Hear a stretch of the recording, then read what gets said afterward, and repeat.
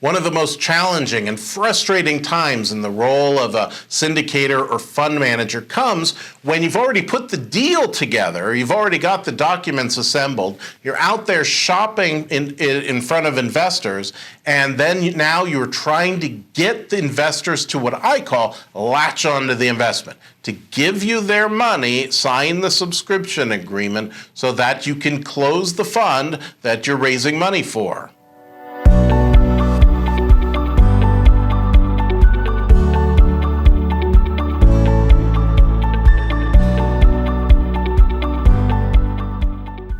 I am an active syndicator myself. Not only am I a syndication attorney, but I'm also actively syndicating deals myself. So I know exactly what it's like to feel that pressure of needing your investors to latch on, to get their money, to make it so this deal can go forward. So I know that frustration and I know the challenge. So I have a 6-part system and I hope you'll find it helpful. Let's go through it.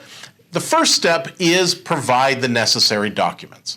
After your investors already have given you the, okay, that sounds interesting, I'd probably be interested in something like that, that is the time when you provide those necessary documents.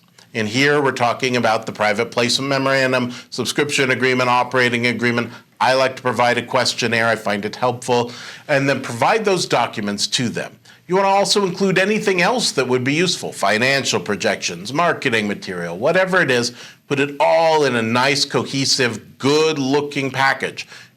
Well put together presentations and well put together required documents, packages get you funded where messes do not. An investor is going to see a mess, they're going to run away scared. So make sure everything looks nice and cohesive and clean as possible.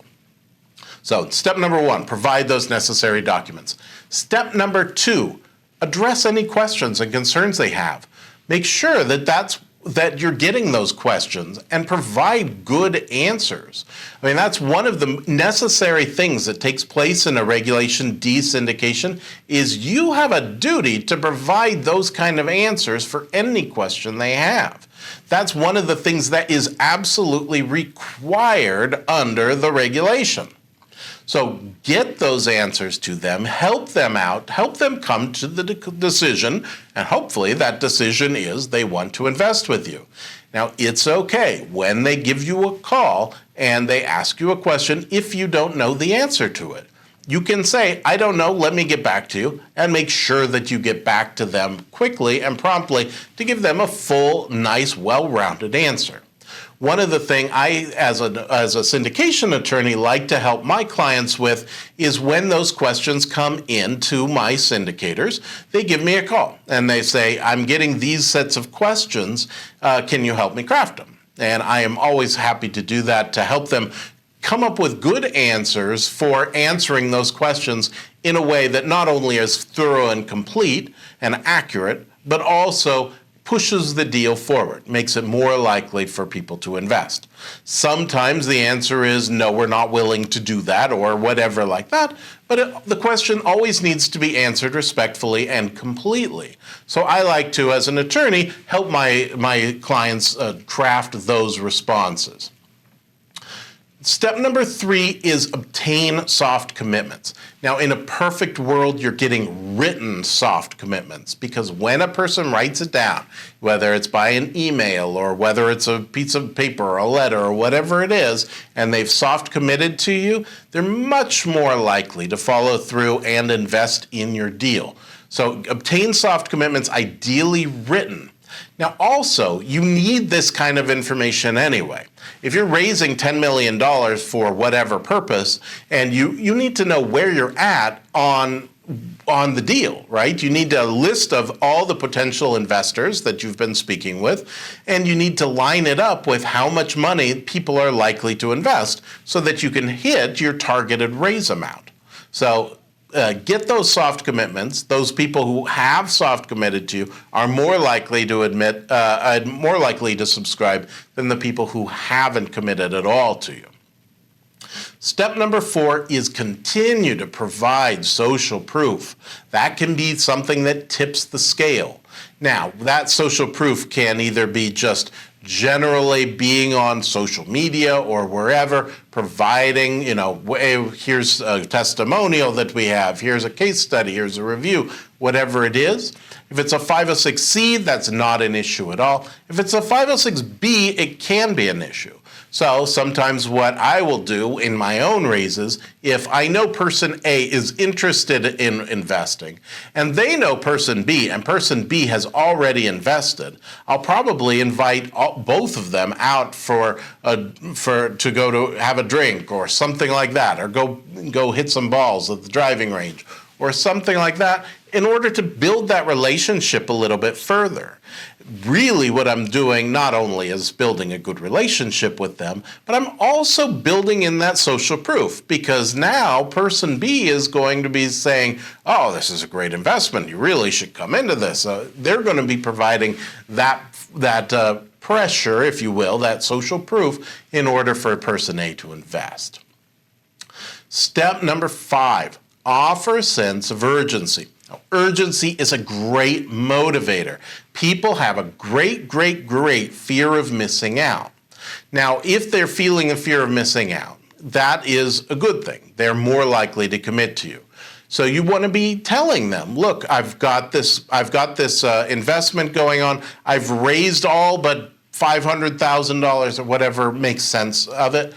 I've got a lot of commits that are very interested in committing. I know you want in on this deal. I want to make sure that you can get in because I want you to invest because I like you, and I also know you're going to really like this investment. And I'm in this for the long haul with you.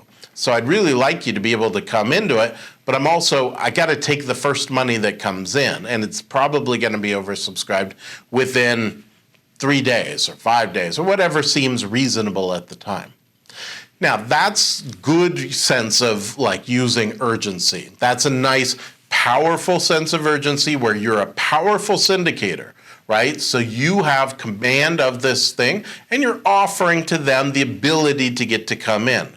What you do not ever want to do is become a forceful syndicator where you're pressuring people like a used car salesman to come into the investment, where you are like some used car salesmen, even used car salesmen turned syndicators, calling people and saying, look, you've only got 24 hours left. You got to come in now.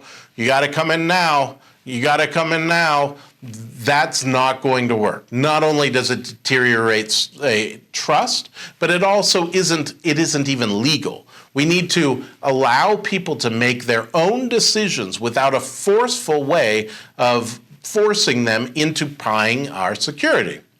So create the sense of urgency, but do it the right way. Step number 6, and probably the most important other than providing the documents, is follow up regularly. You can't let this one die. You can't let it go where you have 10 people who you need to follow up with and you're not calling any of them because you're working on the next person who may call in. If somebody's expressed some interest, you got to stay in touch with them and help them make their decision. You don't need to force them, go back to sense of urgency, but you do need to make sure that they're aware. That gives the idea that you are persistent and professional and can make the case for them to come into your investment. You don't want to become a pest, you don't want to bother them too much, but you should be following up in a regular, consistent manner. So let's look at our key takeaways here, the 6 steps. Number 1, provide the necessary documents. Create the comprehensive investor package that contains all the necessary documents for those investors to make their decision. It includes the private placement memorandum, the subscription agreement, operating agreement, business plans, financial projections, pictures, whatever it is. Just make it good, make it look good, give them wiring instructions as well, if I didn't mention that before, so that way it's all there for an investor when they're ready to make it happen as quickly as possible. Step number 2. Address those concerns and questions. An open line of communications where investors can voice their questions, their concerns about your investment is not only a good idea, it is necessary to comply with the rules. You need to be ready to address any of those questions with complete transparency and patience. If you don't know the answer, say you don't know the answer and find the answer and then get back to them. This step builds that trust and it reassures investors that their investment is in good hands. Step number 3, obtain soft commitments. Soft commitments are their expression of that they would like to invest. And it's not legally binding. Do not assume that it is legally binding. Do not pretend it's legally binding. Do not do anything where you're putting that kind of pressure where they've entered into a legally binding thing. All you'll do is hurt yourself.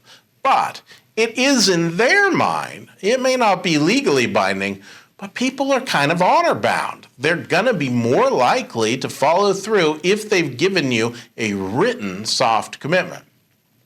So try to convert those soft commitments into the firm commitment by keep giving that reassurance and give that investment opportunity and get the paperwork done so that they can commit as quickly as possible. Number 4, provide that social proof. Success stories of your past syndications or testimonials from satisfied investors. Find ways to continue to get brand marketing or social marketing into your investors' heads so that way they're more likely to invest. Number 5, offer a sense of urgency. Now, it's essential that you provide that clear timeline for investment. Make sure that those potential investors know that the round is going to close, how many slots are left. Make them have that fear of missing out. Just don't push them into making a decision without them committing to it themselves. They're the ones that have to come up with that answer. And step number 6, follow up regularly. Don't let potential investors forget about this opportunity. Follow up with them regularly. Keep them engaged, informed about the progress that you're making. However, just be mindful. Don't be overly aggressive or pushy. You're striving for a balance between persistence and respecting their own decision-making process. This is Tilda Moschetti, syndication attorney for the Moschetti Syndication Law Group. Those were the 6 steps that I use in order to latch investors to investments when I'm doing my own syndications or raising money for my funds. If we can help you, give me a call.